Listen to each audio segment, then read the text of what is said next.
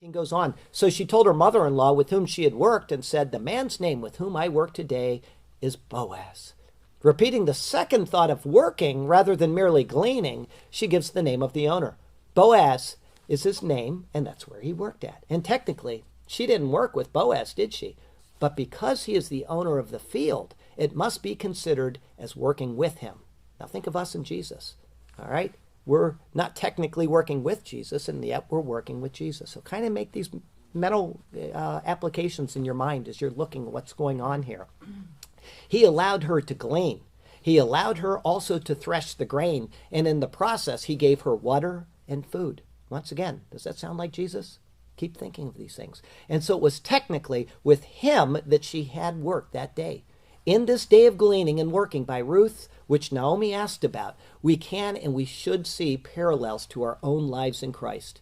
And another thing that we should do is we should daily ask ourselves, what is it that we have done in his fields? When we come to the end of the day, we should take a moment and we should ponder this. Matthew Henry says this about that concept. He says, it is a good question for us to ask ourselves every night, where have I gleaned today? What improvements have I made in knowledge and in grace? What have I done that will turn to a good account?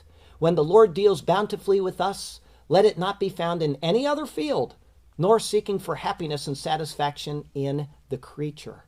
Wonderful words from Matthew Henry. And I got to tell you what, I have a grandmother on my father's side. And she said this to me one time years and years ago. And I was a screw up most of my life, but I've always remembered what she said about this. She said, you know what, every night before I sleep, I go to bed and I think, what could I have done better today? And she said, in my whole life, I can't hardly think of any days where I could have said, today was a perfect day. And she was always evaluating herself and how can I make myself a better person? Add the Lord into that mix. How could I have done better for the Lord? How could I have been more inspired to tell somebody about Jesus or something else? And that's exactly what we're being asked to do and to reflect on from these words right here. Oh.